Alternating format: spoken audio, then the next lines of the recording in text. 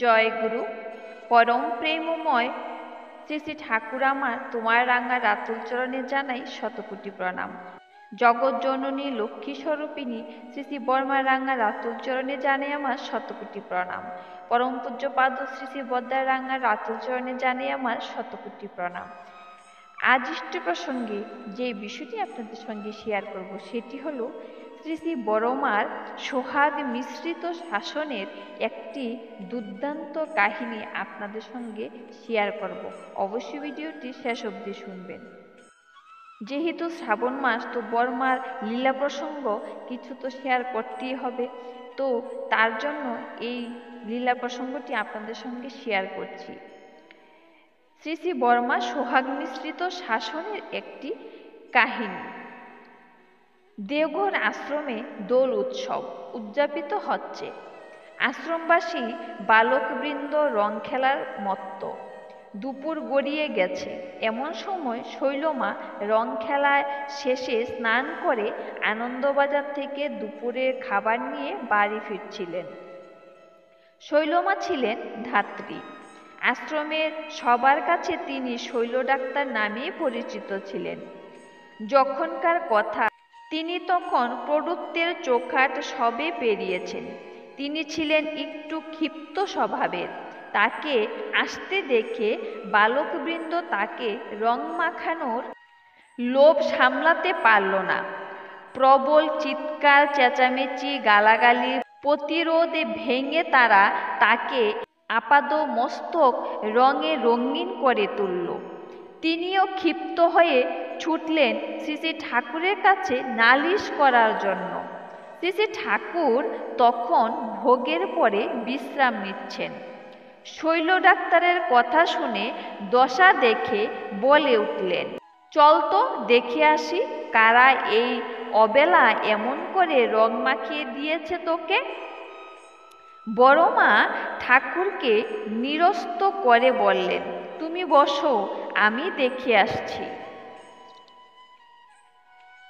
বড়মা ঘটনাস্থলে এসে সকলকে একবার ভালো করে দেখে নিয়ে ভৎসনার সুরে বললেন, তোরা করছিস কি রে? এই রকম কেউ করে?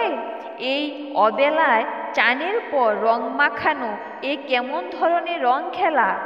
ঠাকুর শুনে খুব রেগে গিয়েছেন। এরকম আর কখনো করিস না। লাইন দিয়ে দাঁড়িয়ে পড় সকলে। বালকবৃন্দ পরপর দাঁড়িয়ে পড়ল। বড়মা সবাইকে পিঠের মধ্যে আলতো করে চাপড় মেরে এগিয়ে চললেন। আদর না শাসন কেউ হতচকিত অবস্থায় বুঝতেই পারল না। ফিরে যাওয়ার পর ঠাকুর বড়মাকে জিজ্ঞেস করলেন, ভালো করে শাসন করে দিয়ে এসেছ তো? বড়মা বললেন, শাসন তো করেইছি, উত্তম মধ্যমও দিয়ে এসেছি সকলকে, একটাকেও ছাড়িনি। রবীন্দ্রনাথ ঠাকুরের বিচার কবিতাটির শেষ দুটি লাইন মনে পড়ে, শাসন করা তারই সাজে, সোহাগ করে যে গো। এবার আচার্যদেবের একটি অভিনব কাহিনী আপনাদের সঙ্গে শেয়ার করছি। একজন মা এসে আচার্যদেবকে বললেন, আমি কিছুতেই ভোরবেলা ঘুম থেকে উঠতে পারি না। দয়া করে আপনি আমাকে ভোরে ঘুম থেকে উঠার উপায় বলে দেন। আচার্যদেব বললেন, এই ব্যাপারে আপনাকে যে সাহায্য করতে পারবে তার কাছে পাঠিয়েছি। এই বলে তিনি তাকে আশ্রমবাসী একজন মায়ের কাছে পাঠিয়ে দিলেন আর বললেন, আপনি 11টার আগে যাবেন না, ওই মাটি ব্যস্ত থাকে। যিনি সমস্যায় পড়ে এসেছিলেন তিনি সমাধান পেয়ে চলে গেলেন।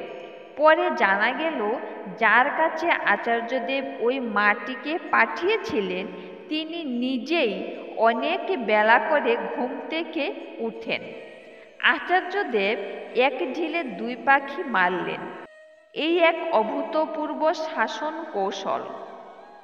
যিনি আচার্যদেবের কাছে এলেন তিনি তার প্রতি টানে ভালোবাসায় নিজের সর্বাত্মক প্রচেষ্টায় ভোরে ঘুম থেকে উঠার সাধনায় জয়ী হলেন এবং যার কাছে পাঠালেন তিনিও লজ্জিত হয়ে বেলা পর্যন্ত ঘুমিয়ে থাকার অভ্যাস থেকে নিজেকে মুক্ত করার সাধনায় ব্রতী হলেন।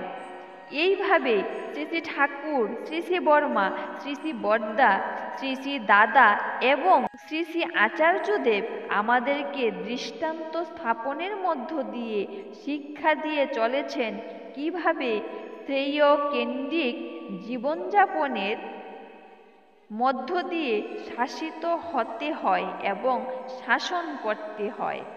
এই ছিল আজকের নিবেদন।